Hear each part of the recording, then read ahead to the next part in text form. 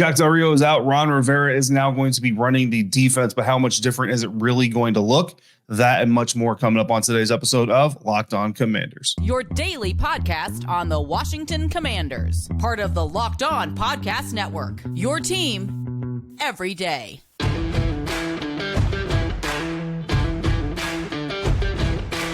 And welcome into this episode of Locked On Commanders, your daily podcast covering the Washington Commanders, part of the Locked On Podcast Network, your team every day. Thanks so much for making Locked On Commanders your first listen of the day every day. And don't forget that you can subscribe for free on YouTube or wherever you're listening to this podcast. And you can continue the conversation with me by becoming a Locked On Commanders Insider. Join the Lock Insider program. You'll get news, inside scoops, exclusive content delivered directly to your phone via text message, and then you get to have one-on-one conversations with me via text message. As always, I'm excited to welcome new insiders to the group. Go to joinsubtext.com/LockedOnCommanders to sign up today. I'm David Harrison on Twitter at dharrison82, threads at dharrison_82, credential member of the media covering the Washington Commanders for CommanderCountry.com. I'm part of Sports Illustrated's FanNation, and I'm here with you every Monday through Friday, along with our everydayers and everydayers. As always, I appreciate your continued support for the show. LinkedIn Jobs helps you find the qualified candidates that you want to talk to faster. Post your job for free at linkedin.com/LockedOnNFL. That's linkedin.com/LockedOnNFL to post your job for free. Terms and conditions apply. On today's episode of Locked On Commanders, we're going to rant about Ron, talking about some things he talked about at his press conference following the firing of Jack Del Rio and the day after the loss to the Dallas Cowboys, including the coaching history of one Brent Wieselmeyer and what it means about the hiring practices going on in Washington. But first, before we get to that, everybody wants to know how different Ron Rivera's defense is going to be compared to what we saw with Jack Del Rio. And the bottom line truth is, honestly, guys, none of us can really tell you, right? Like, I don't care how prestigious the media member, I don't care how famous the media member, how many Twitter followers they got. None of us can really tell you what a Ron Rivera defense is going to look like, especially in week 13 against the Miami Dolphins, week 14 the following week, week 15, week 16, week 17, week 18. Obviously, there's a bye week in there, but none of us can really tell you. But what we can do is we can look at the history and kind of say, okay, this is what we might see a little bit of, which is exactly what they do if you're scouting a new head coach. We talked about this earlier in the season with this coaching staff because they're the first two staffs they faced were brand new staffs to their team. The Arizona Cardinals have a new staff. The Denver Broncos have a new staff, and they all mentioned it. You go back and watch the last tape you have of them coaching, and that's what you kind of go off of, and then you just expect some unscouted looks. And that's where the benefit really kind of comes in for the Washington Commanders, because no matter what Ron Rivera changes, it's going to be something that the Miami Dolphins don't get to prepare for. Now, they can go back to the tape of the last time Ron was calling plays, which is exactly what I did, but at the end of the day, nothing is going to be carbon copy. It's not going to be the exact same, right? So with that in mind, I'm going to tell you what I found as far as what could be different, and then we'll go from there and we'll grow together, just like we always do on this program. So with Ron Rivera's press conference, he refused to say anything about what's going to be different. Bottom line, he just would not give away schematics, approach, theologies, nothing. What he did say is that his opinions differ in some areas than what Jack Del Rio's opinions were. Not that they butt heads or that they were arguing about defensive schemes or operations or anything like that. Just he's a different coach. Jack is a different coach. They have different ways that they see certain things. So what are those certain things? Well, first of all, I want to point out some similarities to this situation and the last time Ron Rivera took control of the defense as a head coach. He did this last time with the Carolina Panthers during actually a 24-17 loss to the Tampa Bay Buccaneers on December 3rd, 2018. Now, before that, the first full game he called on defense was the next week against the Cleveland Browns.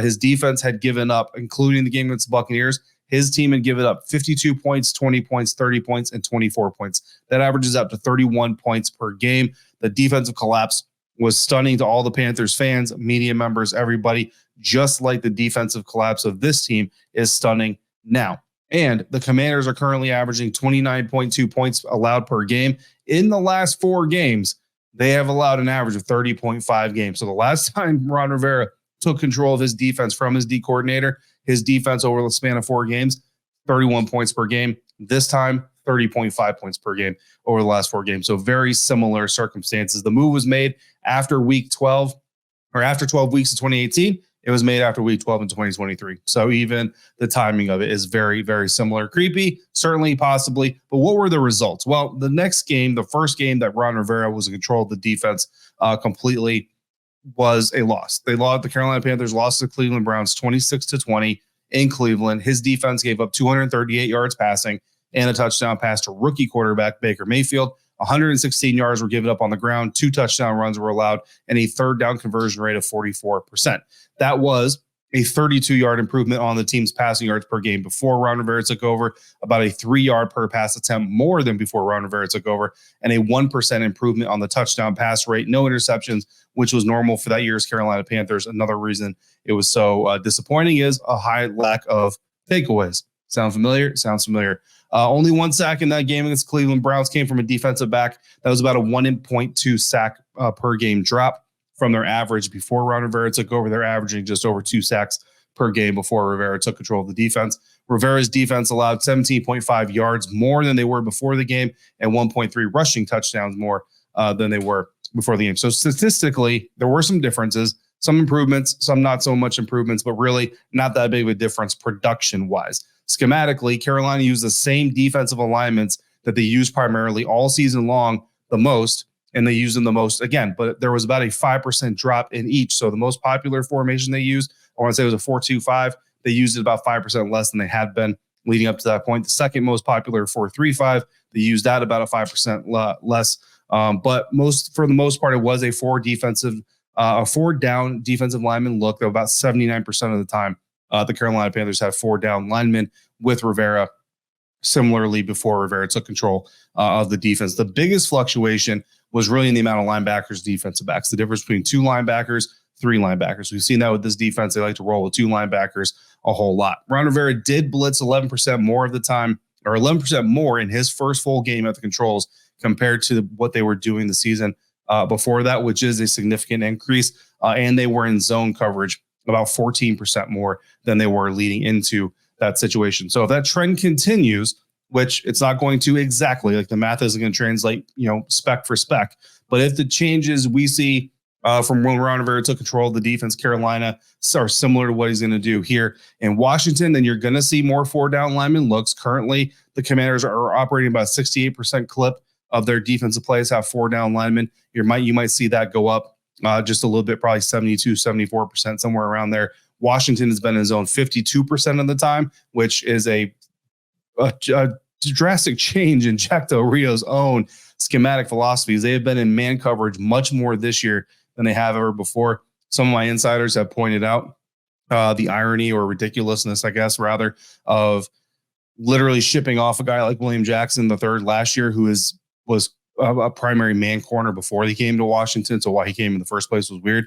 And then the season after you ship him off, you go to more man coverage, which is what his specialty was, drafting a corner who came out of a mostly zone scheme and then putting him in a lot of man situations as he's struggling. Making it make sense, I don't know, but it is what it is. Washington has been in zone 52% of the time. I think that's going to rise. I think you're going to see a big spike in that again, going back to what Ron Rivera did the last time he was operating a defense. The Commanders have blitzed the 15th most this year, so right about middle of the league. That's about 9.7 times per game. If we see an 11% increase to that 5th most this season, that would be 12.6 times per game, so about 3 times more per game moving forward, which doesn't sound like a lot, but when you're talking about the span of about 60 plays, adding 3 more blitzes in there could certainly be impactful. I watched the tape. I went back to 2018, the Carolina Panthers, specifically that first game with Ron Rivera at the helm, because again, 2019 Carolina Panthers tape certainly is going to look different. But when you talk about him taking a defense from a guy, you have the team you have, you can't go out there and draft new guys. I really wanted to focus in on that specific situation. I can't tell you it looked a whole lot different compared to what we've seen from a functional standpoint already, but the increase in pressure was certainly a good thing. An effective blitz forces the opposing quarterback, no matter how talented they are, to bring their eyes down quicker and more often. So you want to definitely do that, especially against an offense like the Miami Dolphins. If you can get to Tagovailoa's eyesight below the horizon, it's only going to help you in the long run. But the zones require special awareness and communication, just like any other zone. So the zone in Carolina was the same as it is in Washington. That's been a problem all year long. So if these guys don't communicate better, and that's really going to be the difference, is can Ron Rivera get them to the point where they're able to communicate with each other better than they have been. If that happens, then maybe you'll see an improvement. But overall, functionally, schematically, I don't know if you're going to notice a huge difference on the field. We'll have to obviously take a look on Sunday when the Miami Dolphins head to FedEx. But on the continued development of the offense, my thoughts on the future of receiver Curtis Samuel are starting to shift a little bit. I'll tell you more about that why coming up next on today's episode of Locked On Commanders, part of the Locked On Podcast Network, your team every day. Today's episode of Locked On Commanders is brought to you by LinkedIn Jobs. When you're hiring for your small business, you want to make sure you have as many top-tier candidates as possible to interview. That's why you need to check out LinkedIn Jobs. LinkedIn Jobs has the tools to help find the right professionals for your team faster and for free. LinkedIn isn't just another job board. LinkedIn has a vast network of more than 1 billion professionals, which makes it the best place for you to hire. Hiring is easy when you have that many quality candidates. So easy, in fact, that 86% of small businesses get a qualified candidate within 24 hours.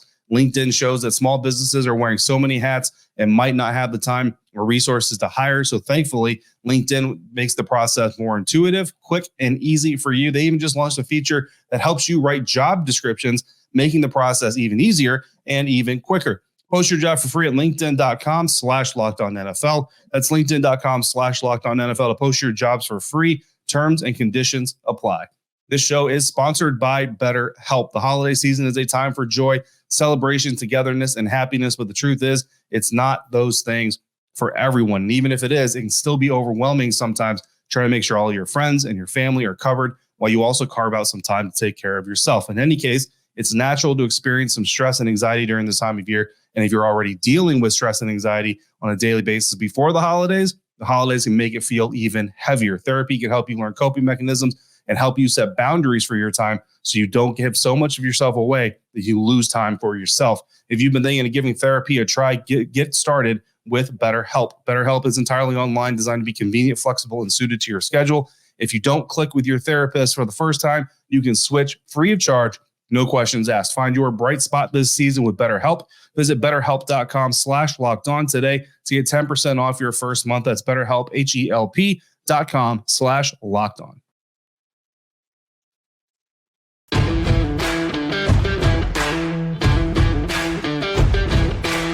Thanks again for making Locked On Commanders your first listen or view today and every day. Everydayers, thank you again for coming through on a regular basis like you do. Locked On has launched the first ever national sports 24/7 streaming channel on YouTube. Locked On Sports Today is here for you 24/7, covering the top stories of the day with the local experts of Locked On, plus our national shows covering every league. Go to Locked On Sports Today on YouTube and subscribe to the first ever national sports 24/7 streaming channel.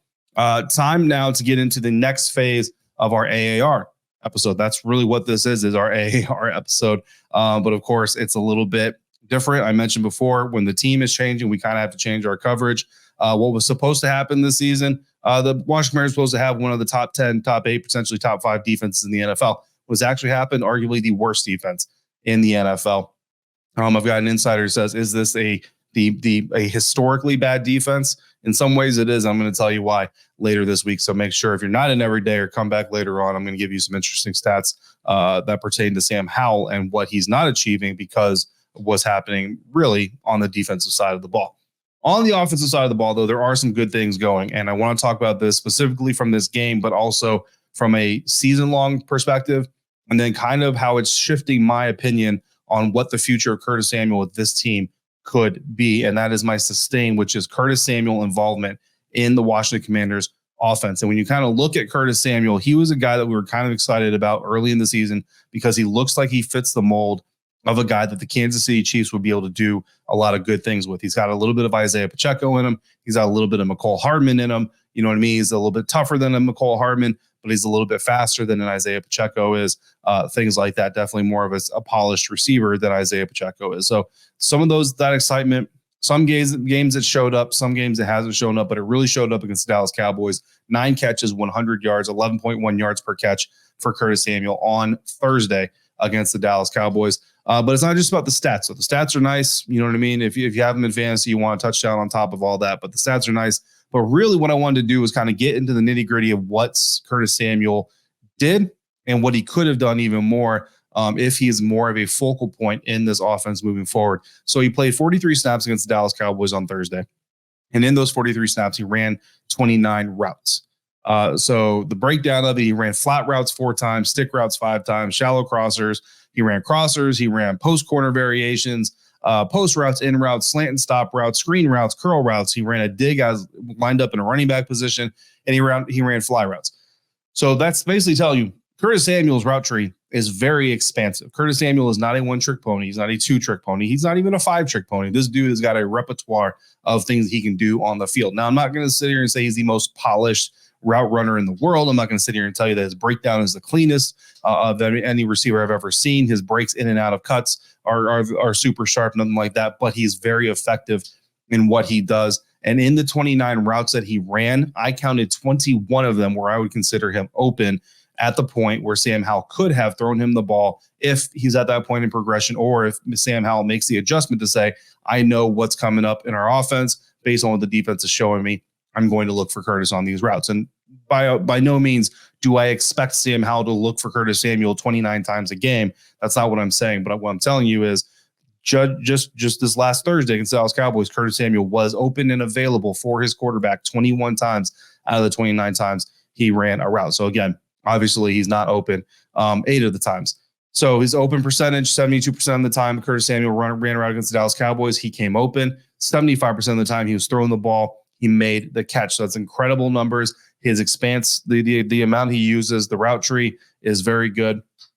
So I would like to see Eric Bieniemy feature him a little bit more in his offense. I would like to see Sam Howell in certain looks, knowing what his receiver is capable of, start to look for him a little bit. Again, 9 catches is great. I think 6-7 catches per game on a weekly basis minimum is really the floor for Curtis Samuel. If that can get rolling, then I start to look at Curtis Samuel as someone that no matter what is happening with the head coach situation, I would like to see come back and maintain his role within the offense. Because really, when you look at Curtis Samuel, there's nobody else on this Commanders roster right now that can do all of the things that Curtis Samuel can do as efficiently as he's doing them. Jahan Dotson certainly has his talent and ability, but he's more of an outside guy. I think he's more of that type of a dude. And I don't know if I want Jahan Dotson lining up in the backfield as running back per se and taking snaps like that. So I really look at Curtis Samuel as having just a little bit of extra juice. That first 4 of Terry McLaurin, Jahan, Curtis, and De'Ami Brown, I really like that foursome. I know De'Ami hasn't really done a whole lot to specifically impress, but I really like that group.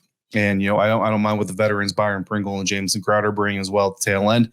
But I really think you need to keep that foursome intact no matter what happens with the coaching staff moving forward, because you can always use weapons that are versatile, like what Curtis Samuel is doing. My improve, we're kind of going to go NFL mock draft style, defense only by demand. I've had a few people ask me, like, with now that Jack Del Rio is not going to be in charge of the defense anymore, what does the draft scenario kind of look like? And that's hard to really put a nail in. So I'm not really picking guys per se, but what I want to kind of go through is show you who the top 3 guys are according to PFF's board right now at each pick in the first 3 rounds for the Washington Commanders. So at number 7, when you look at the top 3 guys that are likely to be available right now, you're looking at UCLA edge, Laiatu Latu, I believe is how you say that. Illinois defensive lineman, Jerzon Newton, and Penn State edge, Chop Robinson. 3 really good defensive linemen, 2 edge rushers, and a defensive lineman. Jerzon Newton, kind of a Daron Payne type of guy. He was actually the top guy available on PFF's board. Number 36, the pick you got from Chicago. Top 3 available: Alabama corner Terrion Arnold, Utah edge Jonah Ellis, Alabama edge Chris Braswell. Number 39, the top 3 available: Utah edge Jonah Ellis, Alabama edge Chris Braswell. Again, Iowa State cornerback TJ Tampa. So again, you drop down from 36 to 39. You still have some of the same players available. Number 71, you're looking at Michigan safety Rod Moore, Clemson linebacker Jeremiah Trotter Jr., NC State linebacker Peyton Wilson, and then at number 100, Oklahoma linebacker Danny Stutzman, Georgia defensive lineman Nazir Stackhouse, Ohio State defensive lineman Michael Hall Jr. So what does that really mean when you break it all down? It looks like there are right now, and again, this will shift and we'll go over this exercise again in the future, but there are kind of zones here, right? If you really want to get another edge rusher or interior defensive lineman, you're really looking at number 7 and number 36 and number 39. Somewhere in those first 3 picks, you need to go get that edge rusher, because that's where this talent pool is really the richest. If you're looking at corner, you're looking at 36, you're looking at 39. You can get a corner there. If you want a safety, you're really looking at around 71. If you want linebacker, 71, 100. You can get a decent linebacker in there somewhere without having to reach completely. So it kind of gives you an idea when you're working these mock drafts, right? If you're not really interested in getting a safety, maybe at 71, you go with an offensive lineman, or you go with a tight end, or something else that you covet in that position. So again, not a really official, fully fleshed out mock draft, but more so looking at defensive positions and where the talent pool might rest come April. But again, it's going to shift between now and then. So in progress reports is what we call them. And that's what it looks like right now on the defensive side of things. Our final segment of today's episode, ranting about Ron. What's up with the hiring of a high school coach to work in the National Football League? That's coming up next on today's episode of Locked On Commanders, part of Locked On Podcast Network, your team every day. This episode of Locked On Commanders brought to you by Prize Picks. Prize Picks is the largest daily fantasy sports platform in North America. It is the easiest and most exciting way to play daily fantasy sports because it's just you against the numbers. Instead of battling thousands of other players, you pick 2 to 6 players with available stat lines, and you pick whether those players are going to get more than or less than those stats. Then watch the game, don't watch the game. And if you win, you get your money. And even if your team doesn't win, you can still get a victory. It's the most fun you can have, winning up to 25 times your money this football season. On Sunday, I put in some selections in the Buccaneers game, and I went with quarterback Baker Mayfield to get over 10.5 rushing yards, kicker Chase McLaughlin to go over 1.5 field goals made, receiver Chris Godwin to get more than 8 targets, and Colts quarterback Gardner Minshew to have over 2.5 rushing attempts. 3 of those 4 came through, and because of the way Prize Picks works, I was able to make a small profit off of my wager, adding a little bit of action to the game. Go to prizepicks.com/LockedOnNFL. Use the code LockedOnNFL in all lowercase for a first deposit match up to $100. Again, that code LockedOnNFL in all lowercase for a first deposit match up to $100 at prizepicks.com/LockedOnNFL. Prize Picks, daily fantasy sports made easy.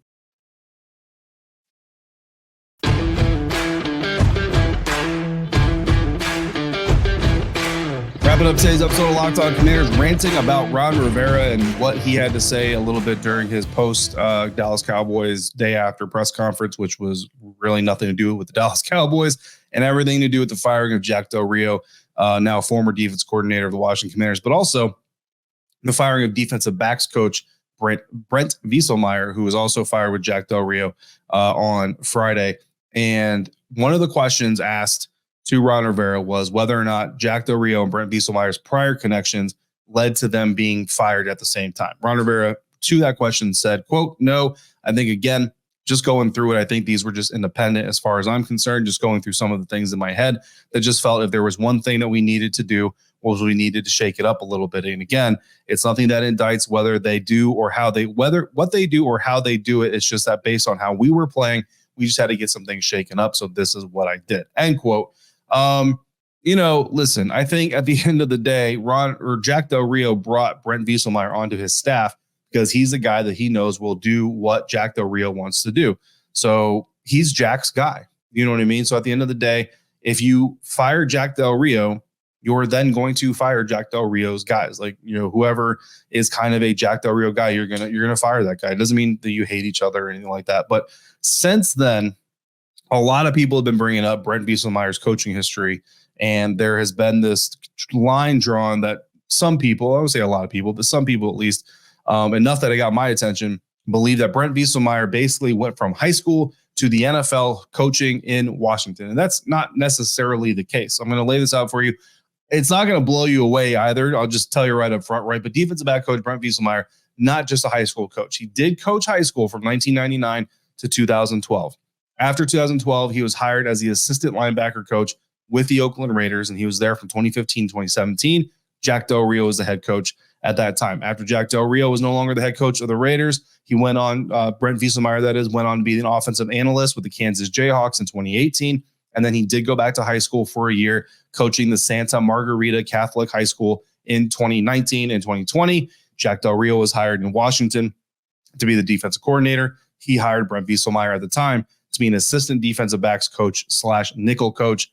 And then when Chris Harris was hired away to the Tennessee Titans, Brent Wieselmeyer became the full-time defensive backs coach. So that is his coaching history. So yes, he's got high school coaching in there, but he also had NFL experience before he came to Washington. He had collegiate experience before he came to Washington as well. Not a lot, you know what I mean? 4 years total between the one NFL stop and the collegiate stop. But it's still, it's not, you know what I mean? Like Jack didn't like pull his drinking buddy up from the high school ranks and say, hey dude, come work in the NFL for a few years. I'll hook you up with a fat check. Okay. That's not exactly what happened. Now, did he do an amazing job coaching up the defensive backs? I mean, the answer is obvious. No, he obviously didn't. Chris Harris did a much better job. I think last year alone, the fact that Benjamin St-Juste trained all training camp, all preseason to be a nickel, and then because of what happened, William Jackson had to shift outside at the drop of a hat and was actually able to grow within that position throughout the year, really showed the strength of Chris Harris. Unfortunately, I mean, I can only put it on Jack Del Rio that he came into the offseason and basically told Ron, hey, I'm moving Ben back into the slot. We need another outside corner. That's where you get the drafting of Emmanuel Forbes from. And it didn't work. You know what I mean? Like Emmanuel Forbes, we can say that he's performed better. Sure.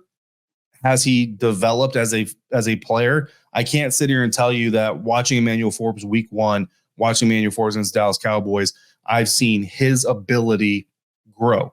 What I can say I've seen is the good side of what he does has become more consistent, and that's not invaluable. That's certainly valuable, but I can't look at him the way that I looked at Benjamin St-Juste last year and say, man, this dude has come a long way. So that is disappointing in and of itself because, again, Emmanuel Forbes is a grown man. He's a young man, but he's a grown man. He's responsible to a certain extent, but at the same time, young players especially, like, he is not responsible for his own growth. That's where the coaches come in, and they weren't getting the job done. Quan Martin, the same thing. I don't look at Quan Martin's lack of growth in his rookie season and say, man, Quan Martin, what are you doing out there? I look at the coaches and say that. Now, Quan or Emmanuel was like a 5-year veteran or whatever, and they were making some of these mistakes, and depending on the coaching and all that stuff, like, okay, got that. Like, I don't look at Kendall Fuller. If Kendall Fuller has a bad game, I don't look at Brent Fieselmeyer and say, Coach, what are you doing? That's Kendall Fuller. He knows what to do at this point in the game. So hopefully that makes sense a little bit. So obviously the firing was earned and deserved, but I did want to at least address the elephant in the room that Brent Fieselmeyer didn't just come from high school to the NFL. On if the change, the decision to fire Jack Del Rio and Brent Fieselmeyer happened sporadically after Thanksgiving, or if it was something that has grown. Ron Rivera did admit that basically it was something that has been kind of snowballing is the term that he kept using. But yes, it's something that he's been thinking about for a little while now. So really that just kind of goes into like the media literacy of this whole thing. We would love if head coaches, GMs, players just told us the flat out truth every single time we ask them a question. But you guys know we've been asking Ron Rivera if he's thinking about making staff changes for weeks now. Every time he shuts it down, he says, no, that's not what I'm thinking about doing. The truth of the matter is, obviously he just said, this is something I've been thinking about for a little while. So yes, he has been thinking about making staff changes. Of course, he's been thinking about making staff changes. He's just not going to admit it for, X amount of reasons. You can be upset about it. It's part of the business is what it is. He understands that we have to ask the question. We understand why he's going to lie to us. Because if he goes out there and says, in week 9, yes, I'm thinking about firing Jack Del Rio, I don't see how that's going to make the situation better, to be quite honest with you, because Jack understands. I'm sure those conversations were had internally of, hey, dude, we got to get this fixed or else the axe is going to fall. So that being said, just because you don't hear somebody talking about potential head coaching changes doesn't mean it's not being discussed, doesn't mean it's not being thought about. All we can do is go with what we know and react to that as it comes. And we will continue doing that here on Locked On Commanders tomorrow. Coming up, insiders, it is not mailbag time because it is not Wednesday, but I am going to have an episode for you. I'm going to do a little bit of dives into some second-year players. I'm going to look at Jahan Dotson from his rookie year to now. I'm going to look at some of the things from Sam Howell earlier in the season to now. And I do plan on looking at some of the defensive players and kind of picking out where maybe some growth has come in over the last year. In the meantime, you got questions or comments, throw them into the YouTube comment section, hit me on Twitter, or send them to me directly via text by going to joinsubtext.com/LockedOnCommanders. Become a Lock Insider. We have a great time doing all of those things. Do some bonus content and some news as soon as it drops, unless I'm flying, in which case you're going to get it late. As always, thank you for making Locked On Commanders your first listen of the day, every day. Thank you for coming through like you do. Thanks so much for making me a part of your day, part of your routine. And until we speak again, please, if you're out and about, be safe, be kind. I'll see you next time for another episode of Locked On Commanders, part of the Locked On Podcast Network, your team every day.